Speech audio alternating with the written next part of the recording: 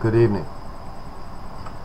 As we close out Module 2 and get ready for Module 3 to start, I just wanted to highlight a couple things out of Module 2 related to the topics that maybe I was hoping that you would get out of it, and or share some ideas that I heard from you. So, and then we'll talk a little bit about Module 3, and then some suggestions that I have connected to discussion boards. So the first topic in Module 2 centered around case management. And, what is that process? It's kind of an organized process that helps people move toward change. And we talked about that a little bit. It's about when you're looking at it, and someone said it in the discussion board. It's about taking families from, that idea of don't just give them a fish for a day, but teach them to fish and they eat for a lifetime. And you want them to be self-sufficient. And so in case management, you're working toward that goal all the time. This idea that certainly case management involves collaboration, because you're constantly trying to get them connected to needed supports and services that is beyond you. And someone else said it, being a pupil personnel worker and working with struggling families means too that you are a temporary support. You're not in their lives for the long haul. Now, certainly you may have families year in and year out, but eventually your services and your time with them will change or expire or terminate based on a change or a graduation or a move. But certainly you'd want it to fade because they have their own abilities and they can move on. But in addition to those things that make case management strong, besides collaboration, you also have communication. And you talk about that in your boards, and you talk about nonverbal communication, which is huge, which can set the tone for any kind of meeting, as you know. You talked about the idea, and I hope you got this, that you do want to be an advocate for them. You are a voice for them, but in being an advocate for them, you want to teach them to be an advocate for themselves. You can't always be their voice, but you can help give them a voice, and I think that's important. And we talked about this idea of being temporary support. And then when you're doing case management, I think one of the essential keys that goes across every duty of PPW life is that of documentation. Now, some of you talked about using OneNote, and some of you talked about using eSchool Plus. Just understand that if you go to court in that documentation, you need to be able to consolidate it so that people can see it in a snapshot of all the things that you've done and intervention steps you've taken. In this whole idea too, when you're working with families, certainly you want to set goals with them and kind of move them towards something. But it's important to have deadlines, even deadlines for yourself. And deadlines for your coworkers if you're asking a counselor to do something and follow up and see a kid or talk to a family. Deadlines are important. Otherwise, I found that it can just, you can lose track of things, and then it's hard to gather it back in a neat fashion. And then this idea of case management does not end when you take a case to court and it closes. You are still a case manager for them, especially if they stay under review. And you kind of manage the order. If they're been ordered to comply with treatment and therapy, or to have family preservation or some other service, you follow up with them to make sure they're doing it and to make sure they understand that order. At least that's what I've been charged with whenever I move families toward court. But it's important that that court document is also for you, so that you know what next steps are for families. And certainly this idea of fading your support. You definitely will be more directly involved in the beginning, but slowly you want to be able to pull yourself away and fade the amount of support that they need. And then someone said this, and this idea of being culturally sensitive. And different counties have different populations, and you have to, it doesn't matter if they're Hispanic or they live out in the country or they live in the city. You have to be able to understand their dynamics, their thinking, their processing, their cultural norms as you kind of interfere in their lives. And so being culturally sensitive to the families you serve is a very good point. And then lastly, in the board you had this, I think, as a running theme. You need to be able to show empathy, and sometimes sympathy, but empathy without judging them and their situation. You're only there to hear their story and to offer your help. But also, in empathy, you are working toward holding people accountable. And so that's what I think I wanted you to mainly get out of the issue of case management, because it's an ongoing task for PPWs. Second thing, with all that stress of case management, with this idea of self-care. And some of you talked about self-assessment, and honestly, I'd probably fail it at some points and times in the year, because I don't do a real good job at taking care of myself all the time. Although I am getting better as I get into this job and as years go on. But I think the most important things that I heard out of the boards was things like this. Make room for life.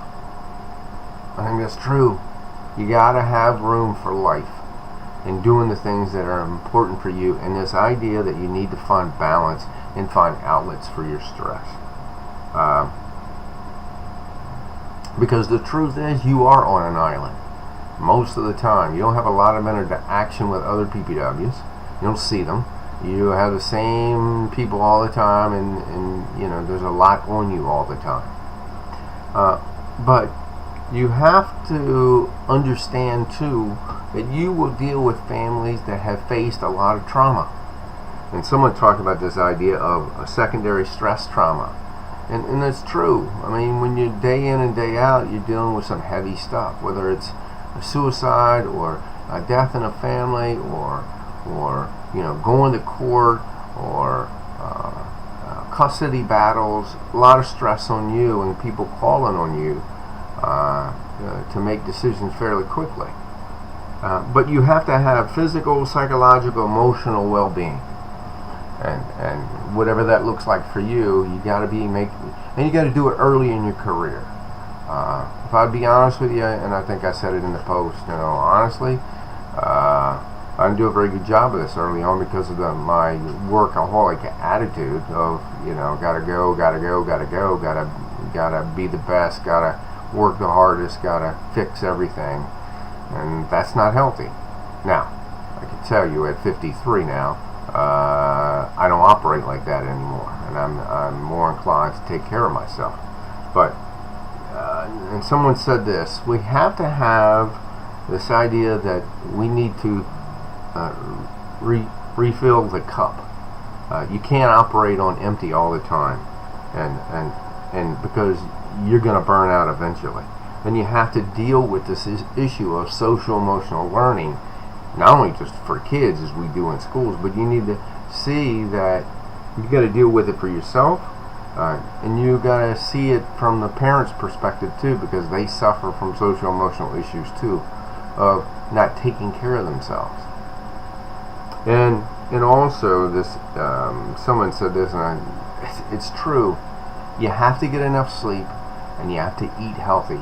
There's going to be times when you're running crazy, but you have to slow down enough to take care of yourself and have a good lunch, a quiet lunch sometimes, or a lunch with a friend, catching up with somebody. That's therapeutic and also meaningful and healthy for you, because as you nurture, you're always in relationships, professional relationships. You have to nurture those personal ones too.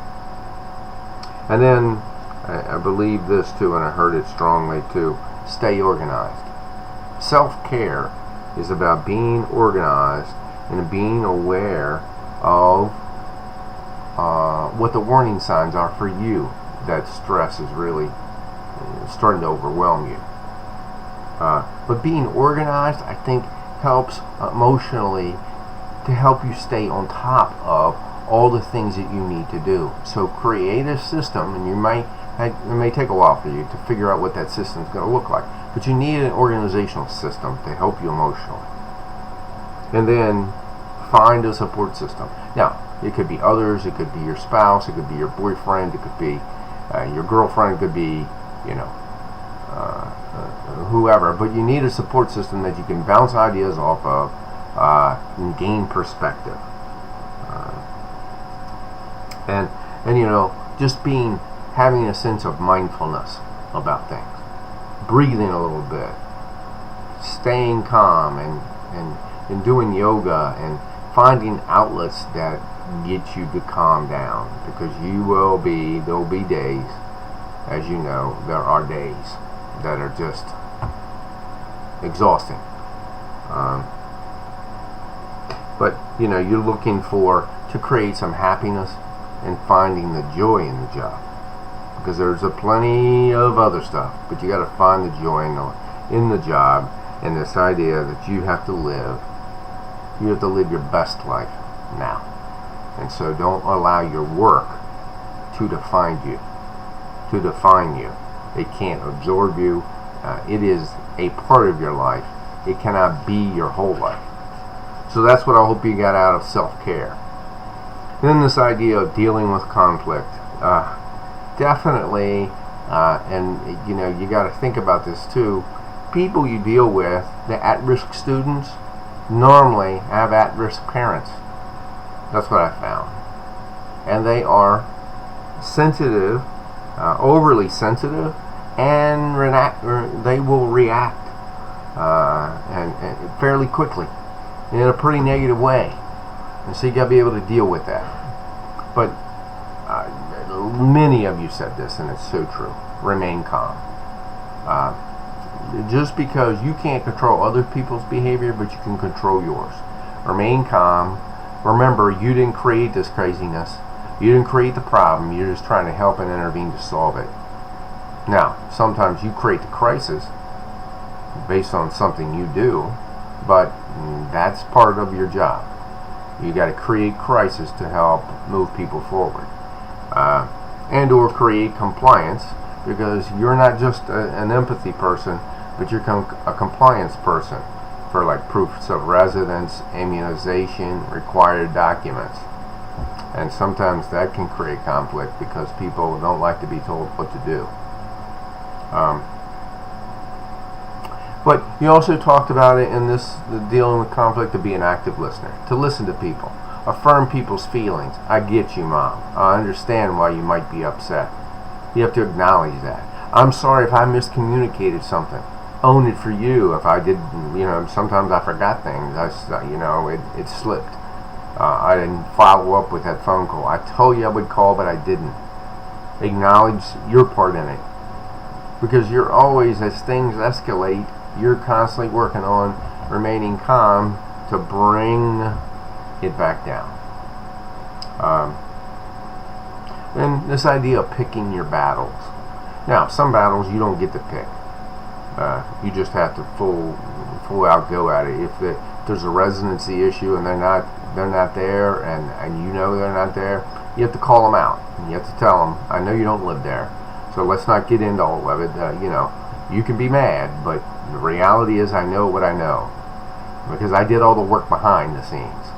Okay, and I think that's the other thing about being, dealing with conflict, is being prepared for the conflict. You have to remember, you have to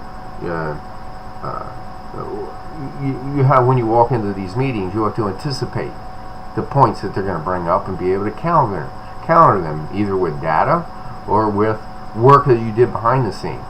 And oftentimes, what I say is when you're dealing with hostile meetings, especially in hostile meetings, and you know it's going to be kind of upsetting, I look deep into the file. I don't just look at 1 year. I look at a whole trend. I go all the way back.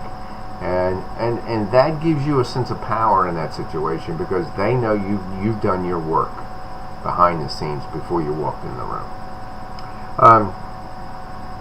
Second thing, here's what I know too. A lot of times when there are loud outbursts of anger, right after that come the tears, and you have to be ready for that.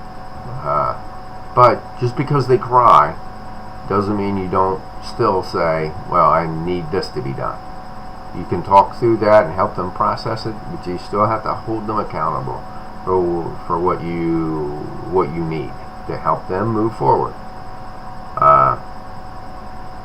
And I think with conflict too, what I wanted you to get out of, and some people talked about this, is building trust. You constantly have to be, in these conflict moments, trust will be reduced. And then you got to work to try to rebuild it. And that's important. But in all of this conflict, you got to remember that the focus is not on the parent's behavior. It should be on what we're trying to do for the best, and what is the best interest of the child. You keep the focus on the child and not the behavior of the parent. That also can help. So, this conflict piece kind of goes with self-care. You're going to have a lot of conflict and it's going to wear on you sometimes, and you need to be able to take care of yourself. But this conflict is also tied to case management because it's part of it. You're always prodding these people, and that in itself, to get them to move, otherwise they'll be just stuck in their situation. Conflict is part of it. And it's unpleasant at times, but I've also seen conflict over my time generate some of the most miraculous changes, and that's what you're looking for. So that was conflict. The next one we talked about a little bit with boundaries. Now, someone said this, and I thought, that's true. You can't be a superhero. That's not what you're about. But some people see you like that, and this idea of boundaries, sometimes you do have to start pretty strict. But you have to be approachable in your boundary setting. Not being standoffish, but being professional, being caring, having all those human qualities about you that makes you a people person, but also having a professional standard of what is allowed, what I can share, or what I will share, and what I won't share. And it doesn't matter if it's talking about will I text you or will I share my my phone number, when you can call me. All of that stuff I think you have to be pretty firm in the beginning. I do believe that. And having those conversations with people, and someone said this, you have to define for them what your role is. And when you talk about what you do, you talk about the boundaries that you're given. This is just my job, and I use that phrase. I said, I'm just doing my job, man. I'm not sure this is what I do, and this is how I do it. But defining your job, and then inside that, defining what the roles are, and what you're willing to do and not do, and what you will allow them to do and not do in your professional life. And then I agree with this, that we want to empower and not just to fix people.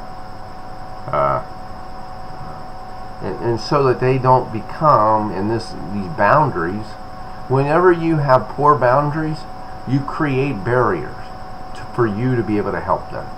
And the way that kind of plays itself out sometimes is if you become a friend to them, and then when you have to really step into a situation where you have to be the hammer and the authority, and you haven't really played that role, and you've been more,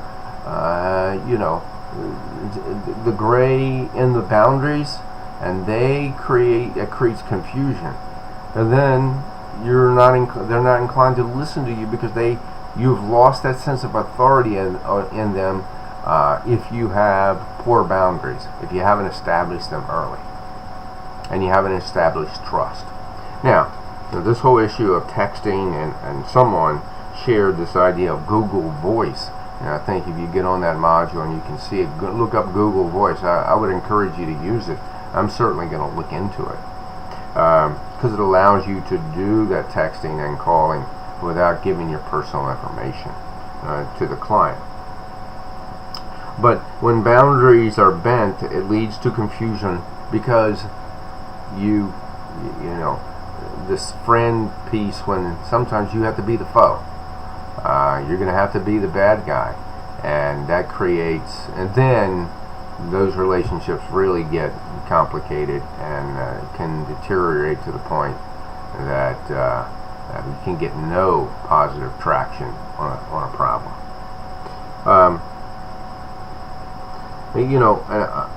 Someone said this, and I thought this was good and a good point to be made. If you do share things about yourself as a human person, you do want to show a human side to you, but you share personal information to the degree that it allows to create solutions to a problem and create movement and motivation and action, not just to build a relationship. Okay? So boundaries are a tricky thing, especially with dual relationships, where you might be a coach in a community, or you work in the community and you see people that you work with. But what I would say about the boundaries is you have to establish them early. You have to stick to them, and then slowly over time, based on the trust and based on what you know about the family, you may not widen the boundaries, but I think if anybody's stepping over those boundaries, you have to be strategic in how you do that and when you do it. And it cannot be the way you operate all the time. So, in boundaries, that's what I was hoping you might gain from that. And then the next one, we talked a little bit about this issue of truancy. And it's different in different counties and the progression that they use. And the reality is that state's attorney's offices are overwhelmed with the amount of work that they have to do. It was also highlighted that this issue of court.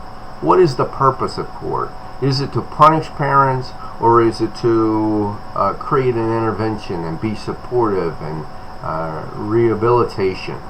And I think we are moving more toward that model, but it might be county to county. I'm not in every county.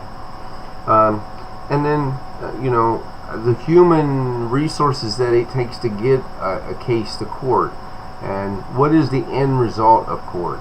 Oftentimes what I have found, that when you move a case to court, really what you're doing is you're asking the court to be used as another intervention to create change in families. Now, that's because courts can then, you would, kind of document your efforts to give them support, and then the court might mandate some of those same supports and hold parents compliant to that after 3 months, 6 months reviews. But this whole idea that you just take and administrators and school staff will want you got to get that parent, you got to take them and take them to court and get them in trouble and put them in jail. You'll get a theme like that sometimes from a school. But they have to understand the purpose of court, how it operates, and it's not a one and done deal most of the time. You go, it can be over a year to even 2 years of court time with reviews and probation and court orders and such. But you know, the thing about courts, some people in the discussion boards are talking about things that counties do now and have like truancy diversion panels and kind of another way of holding your own court within your county school system without it being an official judge. I think counties are moving toward that too, as another step before court happens. But also in truancy, and when you do, and if you move case to court, I think I said it earlier about case management, you are held accountable to that court order, and the court would want to see that you had done your part to help the family follow up or hold them accountable to doing what the court said that they should do in order to help with the truancy issue. And then another big thing that came up was who do you charge? Especially in younger cases, sure you file on the parent, but as kids get older, are parents willfully leaving or causing the truancy? And in a lot of cases that's not true. They're just parents don't know what to do, and so the point is, who do you charge, the parent or the child? And if you can't file against the child, then what do you do? Because you wouldn't move to court because you would lose, because the parents are not willfully leaving them home or causing them to miss school. They're doing everything they can to try to help, and they're being compliant with you. And so that's a fight that you sometimes come up against with older kids. But truancy is a tricky thing because it's so many different layers to it and so many different issues. And your job as the PPW is to kind of drill down and try to find and deal with those court issues and in some way help resolve this issue of chronic attendance. So, truancy and that piece, and that whole progression of how that works from county to county, the letters you write, and some people I think were even talking about how the court or the county created court manuals about all the standardized things you needed to do as a county to move toward court. So you just need to be mindful of those and have a mentor as you work toward that when you become a PPW. Okay, so in our next module, we're going to start talking about enrollment and custody issues, and being able to look at different scenarios related to how kids get enrolled, what are the custody issues that come into play, even with removing children from school, and who has different rights. And we'll talk about enrollment of kids that are coming from other countries, the kids that are being detained, immigrants coming to different counties, and how you kind of process and think about their enrollments. And we're looking at parental rights in this kind of segment, in this particular module. And I'll give you different scenarios that I want you to work through. And then I'm going to show you, there'll be a chart that I want you to kind of analyze and look at and see what you could summarize or pull from that chart as it relates to custody and different rights. And so that's going to be the focus in the next 2 weeks. And then at the end of this module, you'll create a brochure centered around enrollment and custody. Okay, so you're not going to be writing a paper; you'll be creating a brochure in this third module. So that's what's going to be coming up, and this is more to the nitty-gritty of PPW life and what you do as a gatekeeper for enrollment and the big issue of custody that comes up, and parent rights. And then the last thing I want to talk about is this some notes about the discussion boards. The first thing that I want to say, and I want to address this APA formatting once again. Let me say this about the references. You should not be numbering references. They need to be in ABC order, and when you are identifying them in your post, you don't use numbers or footnotes.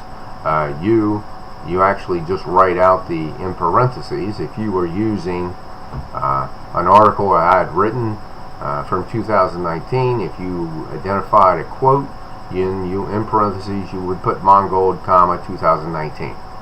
So that's the APA formatting I'm looking for inside those discussion posts and inside your papers. Do not number your references or identify them in your post as such.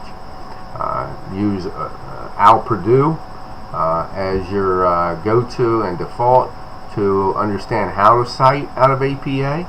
And certainly if you have a question, you can always email me or put it in the cafe, and maybe others can help too. That's number one. Number two, when you are looking at the questions, make sure you are addressing the question in your post, and not you should be addressing every part of the question, because some questions have more than one part to them, and it needs to be clear that you are addressing every part of the question in your answer. And then the last thing I would add about discussion boards is just the depth of answers. You should really, in these posts, have multiple paragraphs as a way of showing deep thought about it, considering all angles of the question, and really showing a good, strong connection to your reflection on the videos that I posted, citing things out of them, using outside sources to strengthen your post, your initial post, to the questions that I'm asking you. Right? So again, if you're writing 4 and 5, 6 sentences, that's not enough for the depth of answer that would be needed in an online class.